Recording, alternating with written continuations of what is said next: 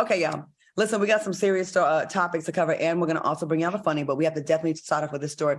2 of the 4 Americans who were kidnapped in Mexico have been found deceased, and the remaining 2 who were rescued are now being treated at a hospital in the United States. Now, the 4 American citizens traveled from South Carolina to Mexico so that one of the travelers, Latavia McGee, could undergo a medical procedure. Unfortunately, the 4 were approached by men in armed gear and taken in the back of a truck. It's been reported that the 4 Americans were targeted by a Mexican cartel that likely mistook them for Haitian drug smugglers. As of now, Mexican officials have arrested 24-year-old Jose Guadalupe and in connection with the kidnapping of the 4 U.S. citizens. What are your thoughts on this story? There was some videos showing them getting into the truck. You know, when this video, I'm like, why was no one stopping them? Al, what do you think about this story? You know what, Claudia, I got to be honest with you. Well, let me start over. First, condolences to the family of the deceased victims here. That's just totally sad. Everything about this incident screams unfortunate, as well as unavoidable, if you want my opinion.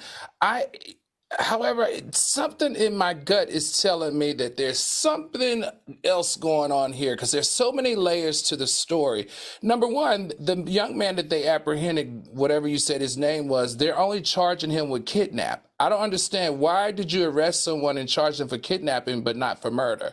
So that's number one. Number two, everything from the car accident to the president of Mexico's original statement saying that they were there purchasing medication to, you know, the doctor's office not returning their calls about the tummy tuck story to the possible mix-up of 4 Americans with Haitian drug people.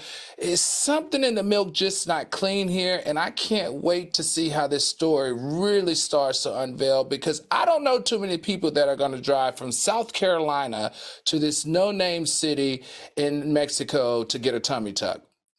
Yeah, exactly. Especially, yeah, I agree. Q, what do you think about this story? You know, to Al's point, the driving from anywhere in the U.S. to Mexico is really giving I was moving bricks tease. I really hope they weren't. But in the event, you know, guys, and I don't ever want to talk negatively of a whole country, but there are certain parts of all countries when you go out of the country that you got to be careful of.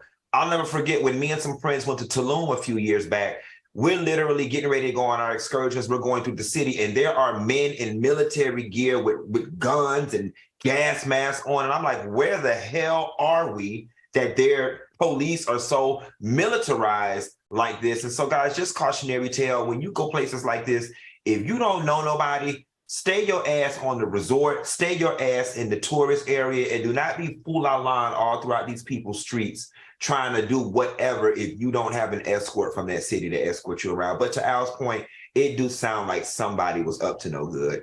Mm-hmm. It does. And I hate to not believe their story, their alibi, but I'm like, that's the group that went down with you to go get your surgery. Like, I don't know. I hate to. Well, you know, the toughest females don't normally take guy friends with them to go get their BBL. Like, you know what I'm saying? The fact that y'all drove, I mean, nobody drives from South Carolina to Mexico. The flight is literally only $119 round trip if you get it in advance. So, well, you know, my other question, Claudia, and Q, you both know this, is that she's doing a tummy tuck. That's a pretty major cosmetic surgery. So she would have to stay at a care center or get a hotel room for a couple of days. She can't just go get a tummy tuck, jump back in the car and drive back to South Carolina. It's too far.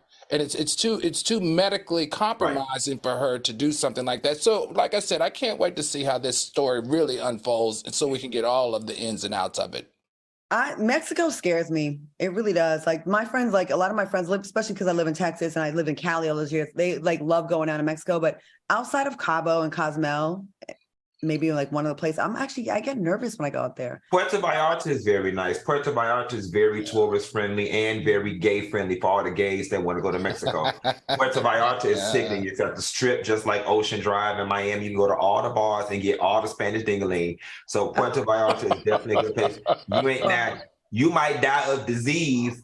You ain't gonna die from the cartel, but they got all those El Farmacia on the side of the street, baby. You can get them antibiotics taken when your stuff don't be right. They got all of that. They got So you can lay down with the boys at night and go to the El Farmacia in the morning in Puerto Vallarta. So I've had bad experiences with Mexico with those kind of things. A friend of mine is now paralyzed after getting drugs for a UTI in Mexico, and she's like 1 in a million that it happens to, but it's like a side effect. So I used to love those El Farmacias for certain things that I needed, but now not so much.